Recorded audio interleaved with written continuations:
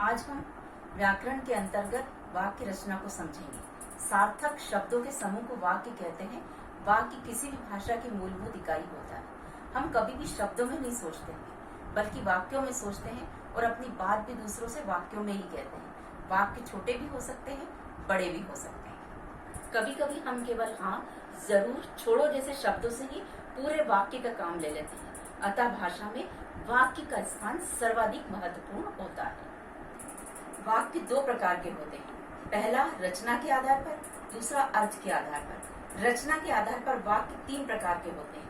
पहला सरल या साधारण वाक्य, दूसरा मिश्र या मिश्रित वाक्य और तीसरा संयुक्त वाक्य। पहला होता है सरल या साधारण वाक्य। सरल या साधारण वाक्य ऐसा वाक्य जिसमें एक ही कर्ता और एक ही क्रिया होती है, अर्थात एक ही उद्देश्य और एक ही विधेय होता है। जैसे राम पत्र लिखता है, सीता गीत गाती है। दूसरा होता है मिश्र या मिश्रित वाक्य। ऐसा वाक्य जिसमें कि एक प्रधान वाक्य और उसके साथ कई वाक्य जुड़े रहते हैं। उदाहरण के तौर पर कि ऐसा कौन भारतीय है जो महात्मा गांधी को नहीं जानता है। महात्मा गांधी इस उदाहरण में एक प्रधान वाक्य के रूप में है और पूरे भारतीय जो है उपवाक्य के रूप में। दूसरा उदाहरण भी हम ले सकते हैं, जैसा बोओगे वैसा पाओगे। तीसरा वाक्य होता है संयुक्त वाक्य। ऐसा वाक्य जहाँ दो या दो से अधिक वाक्य आपस में किन्हीं अवयवों के साथ जुड़े रहते हैं, जैसे किंतु, परंतु, क्योंकि, अथवा, तथा, इसलिए इत्यादि।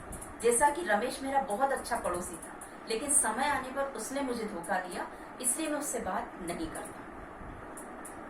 अर्थ के आधार पर वाक्य के 8 प्रकार होते हैं। पहला होता है विधिवाचक वाक्य।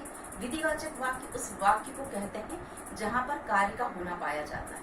जैसे तुलसीदास ने रामचरितमानस की रचना की, या फिर इंदौर ने स्वच्छता में नंबर 1 का खिताब जीता। दूसरा होता है निषेधवाचक वाक्य। निषेधवाचक वाक्य उस वाक्य को कहते हैं जहाँ पर कार्य का होना नहीं पाया जाता है। जैसे आज मैं भोपाल नहीं जाऊंगा, हो सकता है कल वह नहीं आए। जिस वाक्य में आज्ञा, आदेश या प्रार्थना का बोध हो उसे हम आज्ञावाचक वाक्य कहते हैं। जैसे अंदर जाओ, अपनी पढ़ाई करो, या फिर कृपया शांत बैठिए। इस प्रकार से आज्ञावाचक वाक्य। अगला होता है प्रश्नवाचक वाक्य। प्रश्नवाचक वाक्य जहाँ पर कोई प्रश्न किया जाए या कब, क्यों, कैसे, कहाँ शब्द का प्रयोग किया जाता है उसे हम प्रश्नवाचक वाक्य कहते हैं। भारत के उपराष्ट्रपति कौन है, या फिर विराट कोहली ने कितने छक्के मारे। अगला वाक्य होता है विस्मयवाचक वाक्य। विस्मयवाचक वाक्य जहाँ हर्ष, दुख, शोक में विस्मय का भाव या आश्चर्य का भाव हो उसे हम विस्मयवाचक वाक्य कहते हैं।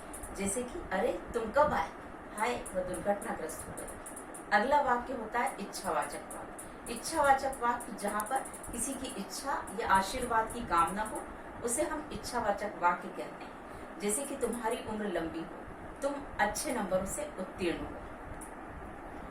अगला वाक्य है संदेहवाचक वाक्य। संदेहवाचक वाक्य ऐसा वाक्य जिसमें शंका, संदेह या संभावना का बोध हो उसे हम संदेहवाचक वाक्य कहते हैं। शायद वह उत्तीर्ण हो जाए, संभवतः वह कल आएगा। अगला वाक्य और अंतिम वाक्य संकेतवाचक वाक्य। संकेतवाचक वाक्य जिस वाक्य में एक वाक्य दूसरे वाक्य पर निर्भर होता है उसे हम संकेतवाचक वाक्य कहते हैं। इस वर्ष यदि अच्छी वर्षा हुई तो फसल भी अच्छी होगी, या फिर जैसा बोओगे वैसा पाओगे। इस प्रकार से आज हमने वाक्य के आधार पर, रचना के आधार पर, अर्थ के आधार पर वाक्य के प्रकार पढ़े। अच्छे वाक्य के कुछ लक्षण भी होते हैं। अच्छे वाक्य के लक्षण में पहला वाक्य का लक्षण है हिंदी के अच्छे वाक्य को हिंदी व्याकरण की दृष्टि से शुद्ध होना चाहिए। दूसरा, अच्छे वाक्य को वक्ता या लेखक का आशय पूरी तरह से साफ साफ व्यक्त करने में सक्षम भी होना चाहिए। अगला लक्षण है अच्छे वाक्य में ना तो कोई शब्द अनावश्यक होता है, न ही कम होता है। अगले लक्षण को यदि हम बात करते हैं तो अच्छे वाक्य में बिना अर्थ बदले शब्दों का स्थान कभी नहीं बदला जा सकता है।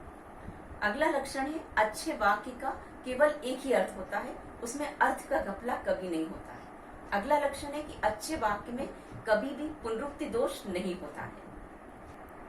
इस प्रकार से आज हमने हिंदी वाक्य संरचना को पढ़ा और समझा।